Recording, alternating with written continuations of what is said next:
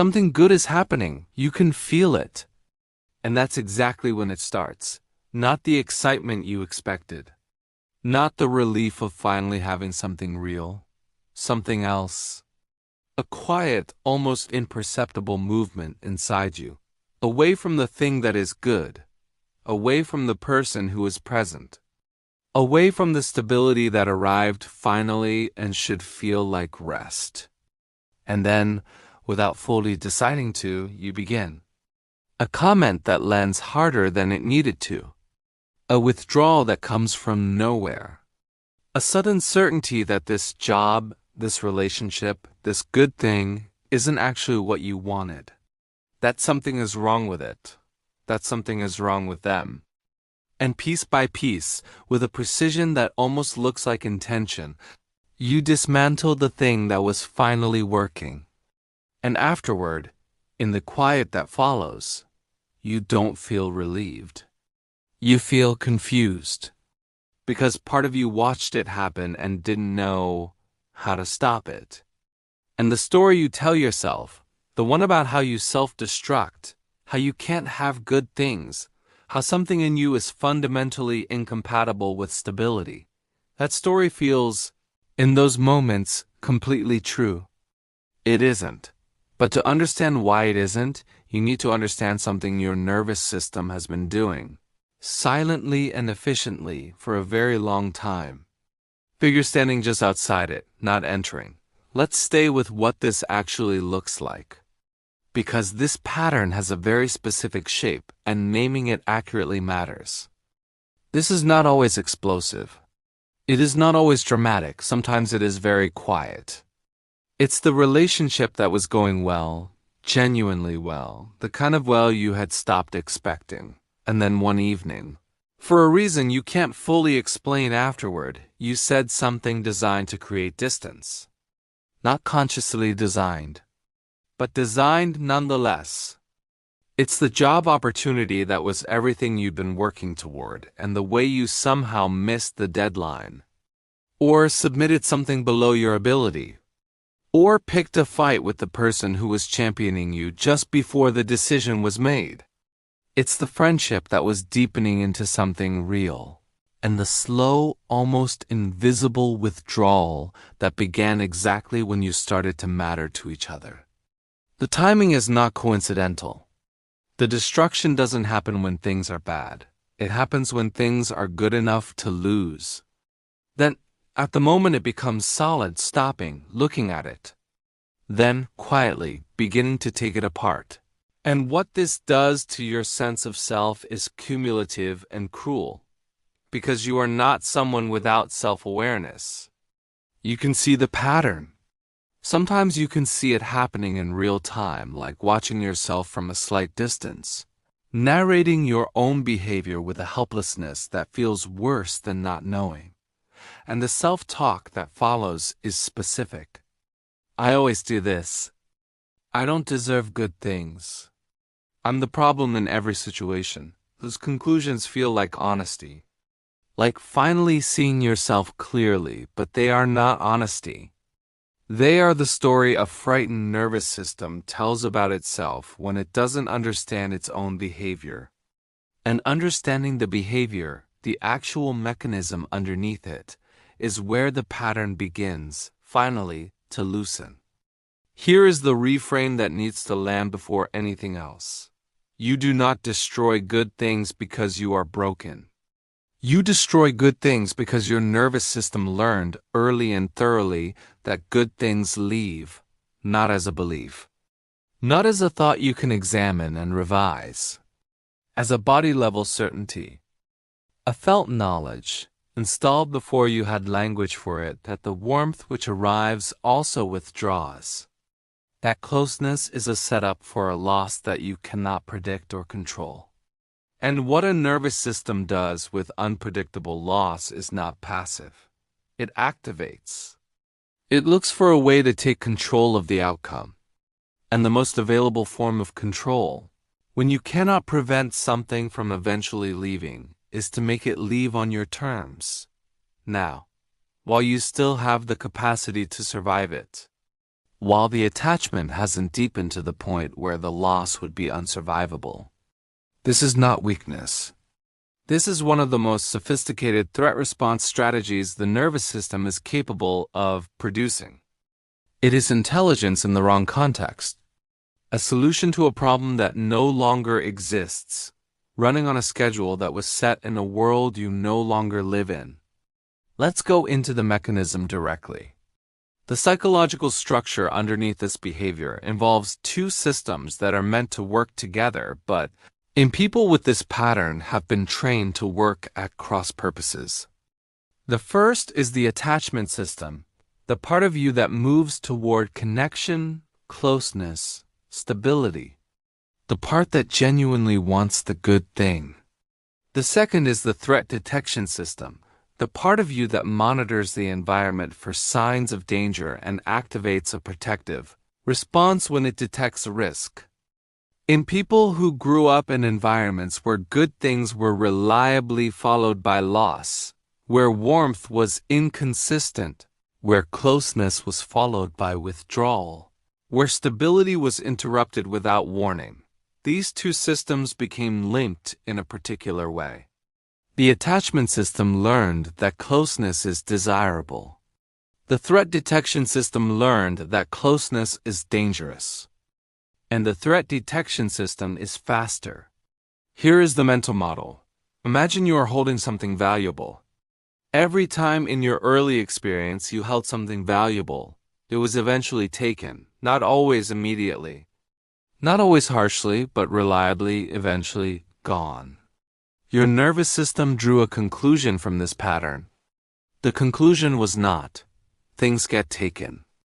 The conclusion was, the moment of holding is the moment of maximum vulnerability, and so it developed a strategy. Don't wait for the taking. Set it down yourself. Set it down before it becomes so essential that losing it breaks something in you that cannot be repaired. The tragedy of this strategy is that it works.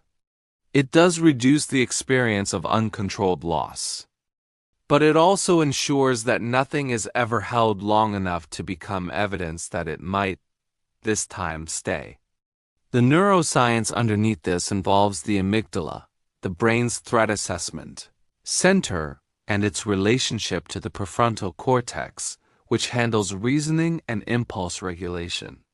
In people with chronic early life experiences of unpredictable loss, the amygdala develops a hair-trigger response specifically to positive relational experiences, warmth, closeness, the felt sense of something working.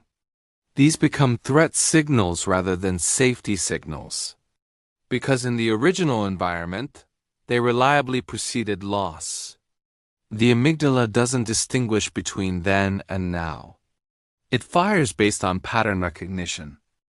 And when it fires, it overwhelms the prefrontal cortex's capacity to intervene, which is why you can watch yourself doing this and not be able to stop it. You are not choosing self-sabotage.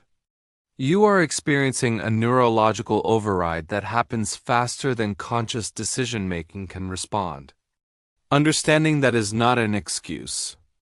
It is the only accurate starting point for change. So what interrupts this at the level where it actually operates? Not willpower, not deciding to stop.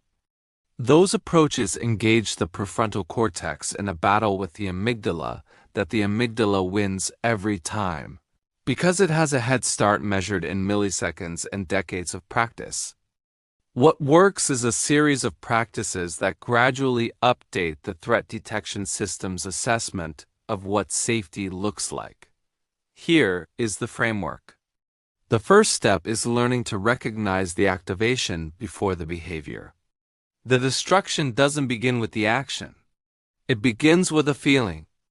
A specific physical feeling that arrives when something good reaches a certain threshold of realness. For most people, it lives in the chest or the throat, a tightening, a restlessness, a sudden urge to create distance, to find a flaw, to introduce conflict where there wasn't one. That feeling is the amygdala's threat signal. And the moment between the signal and the behavior, however brief, is where everything can change. Your practice, to begin with, is simply to learn to recognize that feeling as a signal rather than as a truth about the situation. Not, something is wrong here, but my nervous system has detected something valuable and is preparing to lose it on its own terms. The brain cannot change patterns, it cannot distinguish from reality. Naming the activation accurately, even after the fact, in the beginning, creates a microgap between stimulus and response that did not previously exist. The neurological mechanism here is affect labeling. The act of naming an emotional state in precise language reduces amygdala activation and increases prefrontal engagement. You are not suppressing the feeling. You are changing its neurological address. A real-life example. Someone who recognizes in the week after a relationship becomes clearly mutual and real, a familiar restlessness beginning, an urge to pick fights, a sudden inventory of the other person's flaws. Instead of following the urge, they pause and name what is actually happening. My attachment system just registered this as real and my threat detection system has activated. That naming alone does not stop the pattern, but it creates a moment of choice, small, imperfect, real, that following the urge without awareness never could. Visual. Figure pausing mid-movement, hand resting on a wall, just pausing. The second step is building a tolerance for the specific discomfort of being held. The destruction is triggered not by badness, but by goodness that exceeds the nervous system's current tolerance for positive attachment. This means the work is not about avoiding bad situations. It is about gradually, carefully, increasing the amount of good that the nervous system can hold without triggering the exit strategy. This is called titration in therapeutic contexts, the deliberate, incremental exposure to the activating experience in doses small enough that the threat detection system can remain regulated throughout. In practice, this looks like staying in the good moment slightly longer than the discomfort says to. Not dramatically longer, one breath longer. One moment of not acting on the urge to introduce distance. Each time you do this, each time you hold the good thing past the point where the alarm sounds and discover that nothing catastrophic happens, the nervous system receives new data. The data says, this level of goodness is survivable. And the threshold moves, very slightly upward. A real-life example. In a conversation that has become genuinely warm and connecting, the kind of conversation that previously would have triggered a withdrawal, within hours, someone practices staying present for slightly longer than comfortable. Not performing presence, actually staying. The discomfort is real. They stay anyway. Afterward, nothing terrible happened. The nervous system takes note. The next time the threshold is fractionally higher. The third step is learning to distinguish old fear from present reality. The threat detection system that drives this pattern is running on old data. It learned its threat assessment in a specific relational environment that no longer exists. And it applies that assessment indiscriminately to every new environment that carries sufficient similarity. The practice here requires a specific kind of internal questioning. When the activation occurs, when the urge to destroy or withdraw is present, ask two questions in sequence. First, what am I afraid is about to happen? Let the answer come fully. Don't manage it. The answer is usually something like, they're going to leave. Or, this is going to be taken from me. Or, I'm going to be dropped when I've let myself need this. Second, what is the actual evidence from this specific situation and this specific person that this is currently true? Not evidence from before. Not pattern recognition from previous relationships. Evidence from here. Most of the time, there is none. The fear is real. The threat is historical. This questioning does not make the fear disappear, but it begins to create a distinction between the map and the territory, between what the nervous system believes is happening and what is actually happening. And that distinction is where new behavior becomes possible. A real-life example: someone who, 3 months into a genuinely stable relationship, feels the familiar certainty that the other person is about to leave, with no behavioral evidence to support it, runs the 2 questions. What am I afraid of? Being left when I've stopped protecting myself. What's the actual evidence here? There is none. In fact, there is counter-evidence. The fear is acknowledged. The distinction is made. The behavior that would have confirmed the fear by creating the distance doesn't happen. Being slowly recognized as different. The 4th step is grieving the losses that created the pattern. This is the foundational work that the other steps make possible. Because the threat detection system learned what it learned from real losses. Real experiences of good things being taken. Real people who left or withdrew or became unavailable at the moments when they were most needed. Those losses were real. And most people who carry this pattern have never actually grieved them, not analyzed them, not understood them. Grieve them. The distinction matters. Analysis keeps the experience at a distance. It turns the loss into a case study. Grief actually processes it, moves it through the body's emotional completion systems, and allows the nervous system to register it as a finished event rather than an ongoing threat. Unprocessed grief keeps the threat detection system on permanent alert, because the loss it is protecting against hasn't ended. It is still neurologically happening. Grief is how it ends, and how the nervous system finally receives permission to assess the present on its own terms rather than through the lens of what the past required it to expect. A real-life example: someone who has carried this pattern across relationships, jobs, and friendships finally sits with the question, what did I actually lose, and did I ever let myself feel that? The answer arrives slowly. A parent who was there sometimes and not others. A childhood that had genuine warmth that was also genuinely unpredictable. Not dramatic, not extreme. Just real loss, real confusion, real love that came with real uncertainty. Sitting with that, just sitting, not fixing, something in the pattern loosens. Not because the grief solves anything, but because the loss finally receives acknowledgement. And the nervous system, having been heard, reduces its vigilance by the precise amount that was maintained on that loss's behalf. Here is the model that holds all of this. You destroy good things before they can leave you because your nervous system made a very intelligent decision in a world where good things reliably left. It decided that controlled loss was survivable in a way that uncontrolled loss was not. And it has been executing that decision ever since, not in response to this relationship, this job, this opportunity, but in response to the pattern it learned long before any of them existed.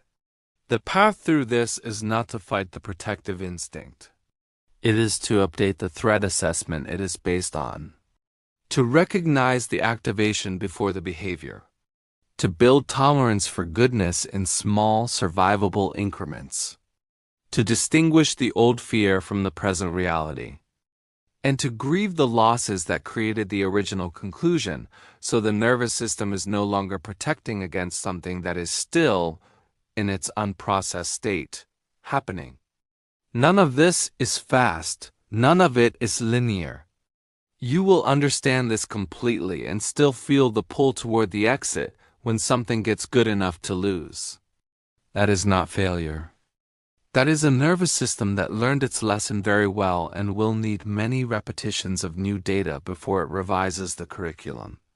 You are not someone who destroys good things because you are broken. You are someone who learned, in the only way children learn, that the exit taken early hurts less than the exit that takes you by surprise. That was true once. It doesn't have to be the rule anymore. The good thing in front of you is not the good thing that left. And the part of you that is reading this, the part that recognizes the pattern and is exhausted by it and wants something different, that part is not small. It is the part that has been waiting the longest. You don't have to enter all the way. You just have to stay one breath longer than the fear says to. That is enough. That is where it begins to change.